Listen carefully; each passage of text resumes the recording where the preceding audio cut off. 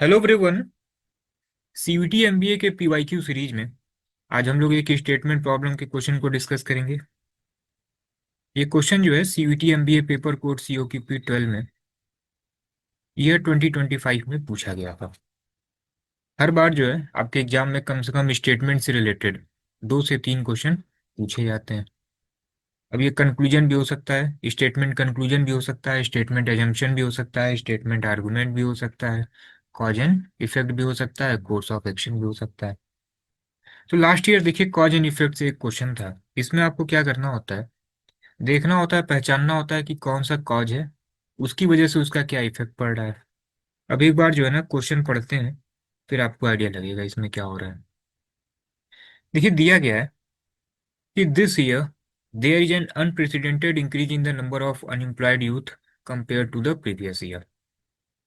In comparison to previous year इस बार क्या हुआ है, अनएम्प्लॉयमेंट जो है ये इंक्रीज हुआ है। ठीक है ना, यूथ में अनएम्प्लॉयमेंट इंक्रीज हुआ है। ठीक है, अब आइए स्टेटमेंट 2 पे। इसमें कह रहा है कि a large number of highly educated candidate submitted application for the post of clerk advertise by a bank. क्या हुआ इस बार, एप्लीकेशन फॉर्म जो है ना, बैंक के जो एप्लीकेशन फॉर्म है इसमें इंक्रीमेंट हुआ है। अब आप बताइए क्या कॉज होगा और इसका क्या इफेक्ट रहा होगा। तो यहाँ तो बहुत सिंपल है।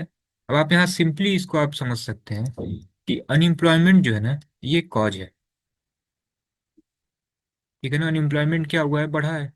और इसी अनएम्प्लॉयमेंट बढ़ने की वजह से क्या हुआ है, नंबर ऑफ एप्लीकेशन क्या हुए हैं, इंक्रीज हुए हैं। तो अनएम्प्लॉयमेंट कॉज है और उसका इफेक्ट ये हुआ है कि एप्लीकेशन फॉर्म में क्या हुआ है, इंक्रीमेंट हुआ है।